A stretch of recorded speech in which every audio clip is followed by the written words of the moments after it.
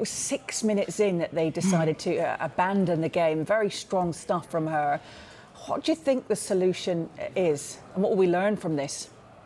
It's a complicated one, Hayley, because I understand what Emma's saying about trying to bring this game up to the level and on par with what we expect in the top level of the men's equivalent. But obviously the money is a complete gulf between the Premier League and the WSL. I really applaud the fact for wanting and asking for it. And I think that's all we can do is highlight that this wasn't acceptable.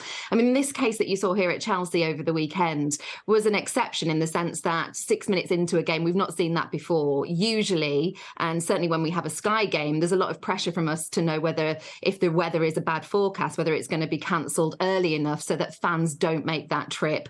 And also there's cost implications as well for television, of course, if you're all there ready to televise a game that doesn't happen.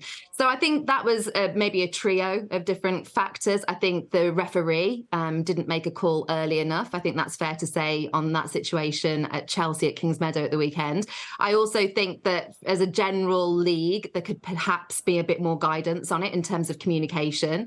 And what Emma's calling for in terms of the undersoil heating, which we've also heard from other managers this week as well, that's really one for the club owners, perhaps not so much a league thing, because the cost implications of that are huge. And we've seen, as you've said, games in the Championship and lower down the EFL table as well, also cancelled. So they all have cost implications. Yeah, absolutely. Arsenal, they have as well recognised the frustration of these postponements, and they've actually agreed with the FA and Aston Villa there'll be a pitch inspection at Meadow Park at midday today, because of course that there is a game this evening. This is a League Cup quarter-final game, so we will at least know. Is that the sort of communication organisation that needs to happen going forward, and something will be in place for a bit of a deadline, I suppose, as to whether it will go ahead or not?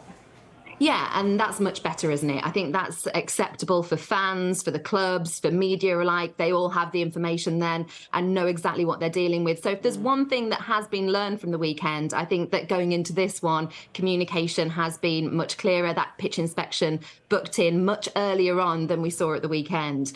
And I think what we also have to acknowledge nowadays, we are in 2023, and in terms of weather forecasting and meteorology, that is so advanced now. It means that we should be able to have an indication as to what the weather is going to be doing for certain parts of the country and taking guidance from that. So there is absolutely no excuse to not be more informed and communicate more ahead of time than 6 minutes into a match, for sure.